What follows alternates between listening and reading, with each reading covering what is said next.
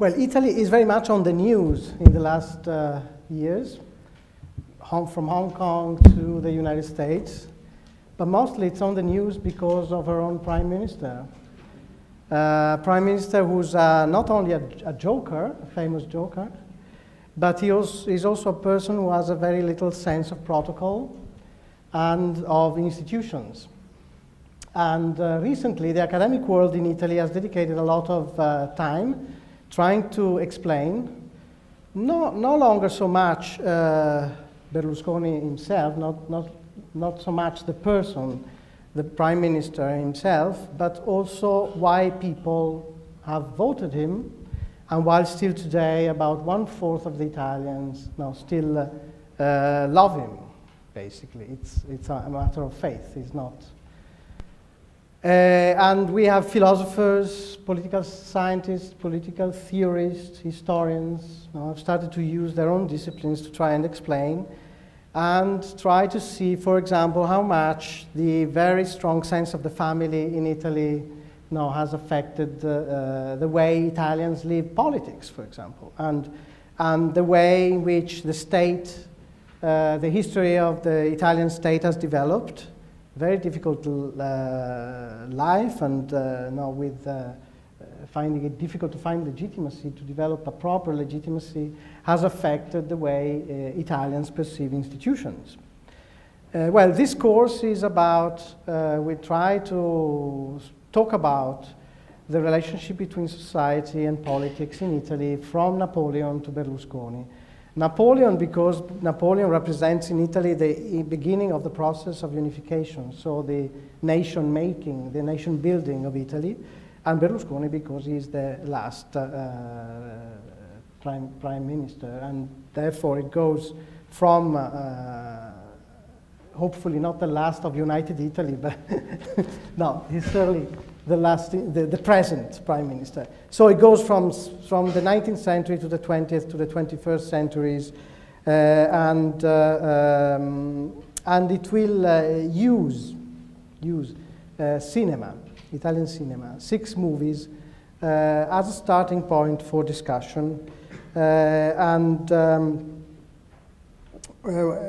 Why movies? Why movies? Because movies have a visual impact, which will allow reaction also to students who don't know much about Italy. The participants who don't know much about Italy would somehow react, and this would open up in class discussion. But movies also provide us an opportunity to work on 2 levels, on the macro and the micro level, because movies tell you about histories of people, life of people, biographies, and so you introduce into political events biographies. Then there is another reason why to use movies in a course about Italy, is that Italy has had quite an interesting school of cinema, which has been very interesting for Italy itself, so we can somehow regard filmmaking as one of the major cultural forms of Italian society. And so it is interesting to somehow try to attempt to decodify this language in a course about Italian contemporary history.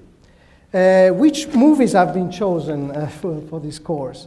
Well, the 6 movies which have been chosen are movies which have been very famous internationally, and of course will be shown in original language with English subtitles.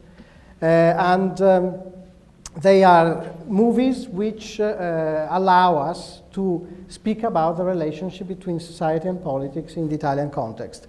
Il Gattopardo has to do with the process of nation building and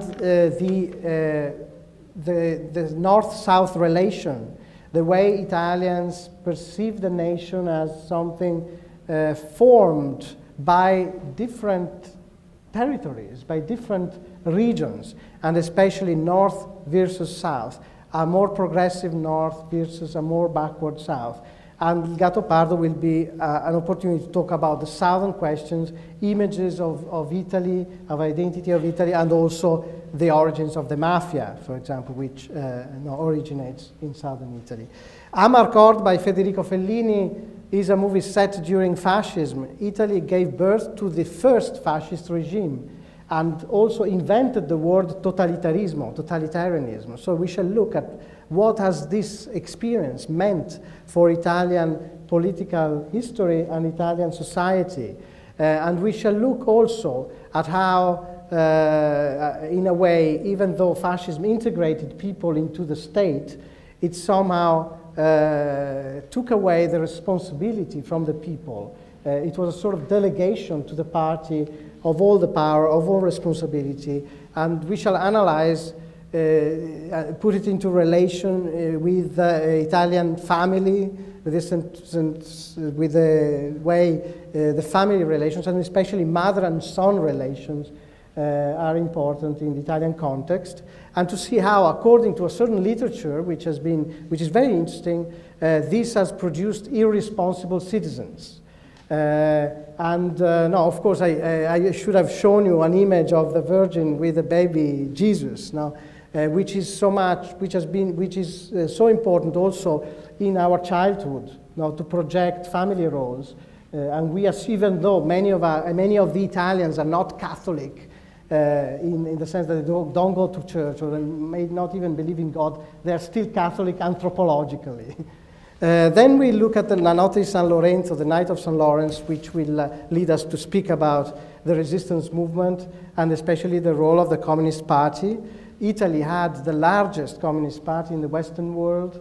It is a party which has developed into a kind of social democratic reformist party, but which has always thought that the revolution would come. Maybe far away in time, but it will come. So what kind of effect this has had on the way the Italians relate to the state, and what kind of effect the war between fascists and anti-fascists has had in terms of the legitimacy of the institutions. Other movies are Don Camillo, which is the relationship between a Catholic priest and a communist mayor in a very small village.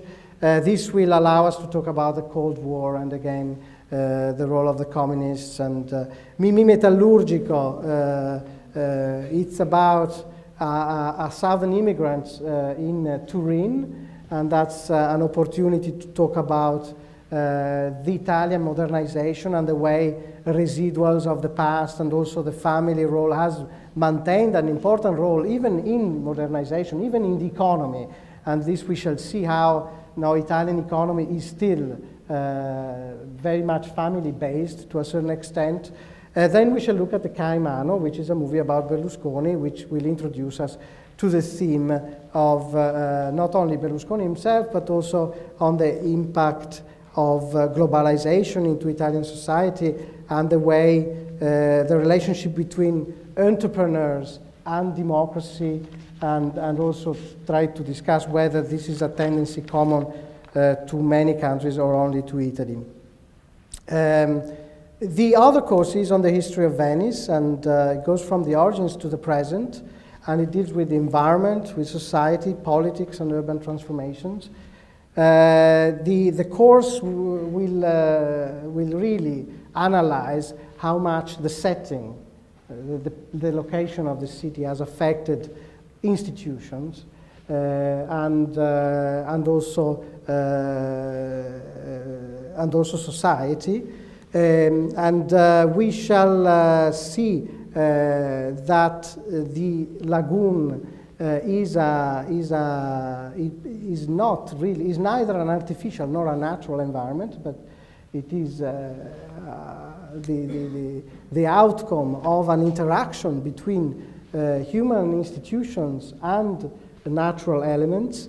And in a way, the lagoon as a stable environment was an invention, related also to the urban form, which had a lot of relationship also with the kind of institutions which developed in Venice. So we shall look also at the way why people, refugees from the mainland, came and settled in the lagoon, what kind of institutions they developed to manage the environment. We shall see how this was possible also because of the success of the city in an international framework. We shall try to look also try to explain why there is a privileged relationship between Venice and the East. We shall look at how whether there is a decline in Venice since the 1500s, as it is argued by a certain historiography, and we shall look at the decline of Venice. We shall look at also how Venice revives after the loss of independence, and how there was a process of industrialization here which produced one of the largest European industrial zones, which you can see here from this window. Sometimes we forget this because we are swallowed by the Romantic literature, which presents as Venice as already a dead city, and it becomes a source of aesthetics and contemplation. But until the 1950s and 60s and 70s, there is a big battle over Venice on what do we mean by safeguarding its cultural heritage. And there is a big contrast between those who perceive, following the Romantic idea, the solution for the problem of Venice is to safeguard Venice as a monument, but there are others who think the safeguard of Venice can only happen if we are in continuity with how the city developed, with the rules which allowed innovation be inserted into a sort of a context of a city built on water. We shall see and interrogate ourselves about this, and see whether this, in fact, the problem of saving Venice from the waters has actually killed other alternative opportunities to develop in alternative ways rather than tourism. So we shall look at the literature and the debate on this core. In both courses, students will be expected to do presentations and contribute with their original insight and their original perspective to the course, and there will be a final paper at the end of the semester. The movies will be shown every Monday at 8:05 in the evening, and will be discussed in the following Wednesday in class. The movies are open to anyone, and the whole movie series, which is every Monday, is about Venice or about Italy. So you're all invited to come. That's it. This is my presentation.